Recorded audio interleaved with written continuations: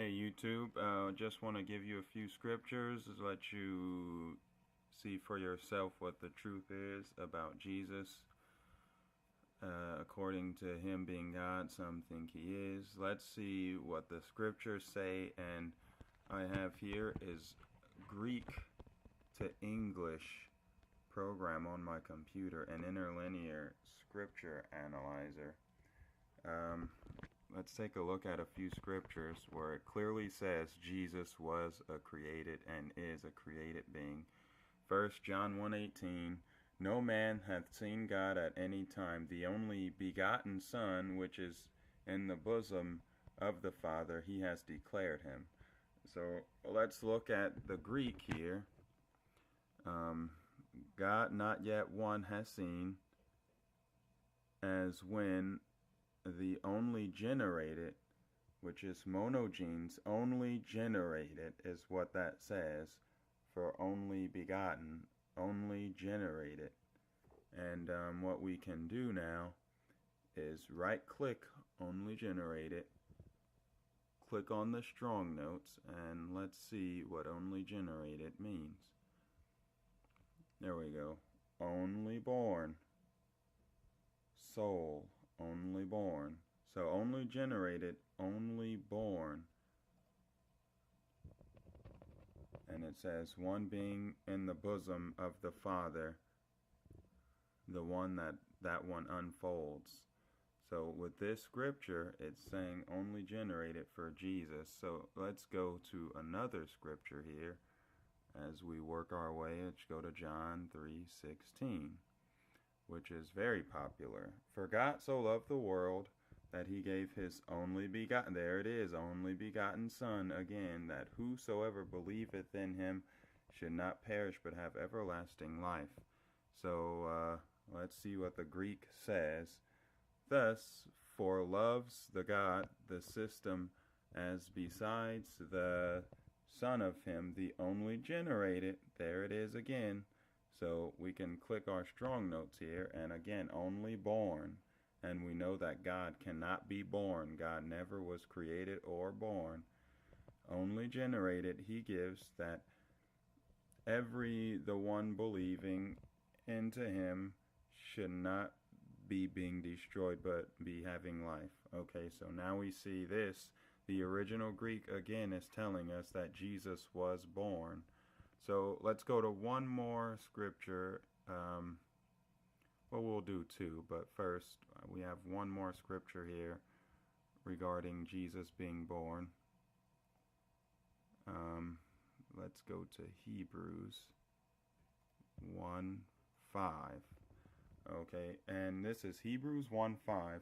For unto which of the angels said he at any time, Thou art my son, this day I have begotten thee, and again I will be a father, to him I will be a father, and he shall be a son. And there's that word again, begotten. So let's see what the Greek says about this scripture. To whom, to any, for he said, when of the messengers, son of me are I. Today have generated, okay, there it is, have begotten. The Greek word for that is gegenika, something like that. I probably butchered it, but let's look at the strong notes. To procreate properly of the father, but by extension of the mother figuratively, to regenerate. Again, it's speaking of Jesus being generated or created of the Father. And also, a side note with this scripture, it's interesting that some people claim that Jesus was Michael the archangel. This scripture goes directly against that. As we can see, it says, For unto which of the angels said he at any time, You are my son, this day I have begotten thee, or I created thee. This goes against that also, because clearly God did not call any of the angels his son. But again, we see a scripture here in the Greek, have begotten, have generated, and the strong notes clearly say that he was created. let's go to one more scripture here. And this is just as simple as it can be. Mark 12:29. And Jesus answered him, the first of all the commandments is, Hear, O Israel, the Lord our God is one Lord. And let's check it out here, the Greek. Yet Jesus answered to him that before most of all the directions or precepts, be you hearing, Israel, master, the God of us, master, is one. And let's look at this Greek word one, a primary numeral one. That's interesting. Jesus himself said God is one. And just to finish off, let's go to John 17:3. And this is interesting as well, because a lot of people want to say Jesus Christ is God, but this is Jesus speaking here. And let's see what he says. This is John 17:3. And this is life eternal, that they may know thee, the only true God. That's the word you want to see. The only true God. And Jesus Christ. So already, these are two separate persons, the only true God and Jesus Christ. So clearly, Jesus could not be God, because he would have said, the only true God, Jesus Christ, and would have been taken out. See, if you take the and out, the only true God, Jesus Christ, but it does not say that, whom thou hast sent. And so we don't have to look at the Greek here. I mean, you can if you want. Well, let's look at only, the only true God, remaining, an example, sole or single, by implication, mere, sole or single. So Jesus himself is admitting there's only one God. And let's go to another scripture here, Revelation 3:12. These are Jesus' words.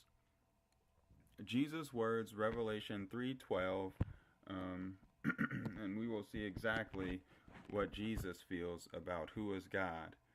Revelation 3:12, you probably can't see it, but that's the scripture. It says, him that overcometh, will I make a pillar in the temple of who? My God. And he shall go no more out. And I will write upon him the name of my God, and the name of the city of my God, which is New Jerusalem, which cometh down out of heaven from my God, and I will write upon him my new name. So Jesus is clearly telling us he has a God.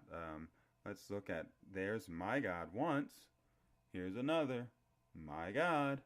There's another one, my God. And then there's another one, my God. So 4 times Jesus is clearly saying he has a God. That's interesting to me. The Greek, we can go through the Greek here. The one conquering, I shall be making him column in the temple of the God of me, and out not know he may be outcoming still, and I shall be writing on him the name of the God of me. Interesting, the God of me. Let's look at this of me, just to get clear what he's trying to say.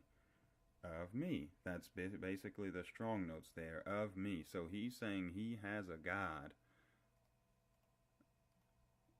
Let's keep going. Name of the city of the God of me, again, of the New Jerusalem, which is downstepping out of the heaven from the God of me. That's interesting. So we can see from these few scriptures, it's clear night as day that Jesus cannot be God. Let's look at one last scripture. Let's go to the very first part of Revelation, the very first verse, Revelation 1:1, and we'll see exactly if Jesus is God. The first verse, the revelation of Jesus Christ, which God gave unto him to shew unto his servants. Well, everything else we can just look at this first sentence. Let's reread this to get clear what God is trying to tell us. Remember, all scripture is inspired of God, so that means that every scripture means something. And let's read this again. The revelation of Jesus Christ. So right away, this is the revelation of Jesus Christ. We get that, which God gave unto him. So let's stop there. It says, the revelation of Jesus Christ, which God gave unto him. What does that mean? Well, let's see what the Greek says here. I'm not a Greek scholar, by the way. I just have this on my computer, and it's one of the more earlier interlinear Bibles. And so let's see what it says. From uncovering of Jesus anointed, which is Christ, which gives to him the God to show the slaves of him what is binding to be becoming. So as we can see, someone is giving Jesus this revelation. You make your own. You make your own decision based on those scriptures. It should be clear cut. Let's go to John.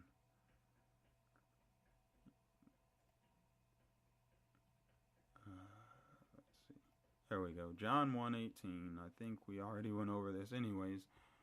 This says, no one has seen God at any time. The only begotten Son. Why is begotten everywhere in this Bible? Begotten Son. There it is. Only generated in the Greek.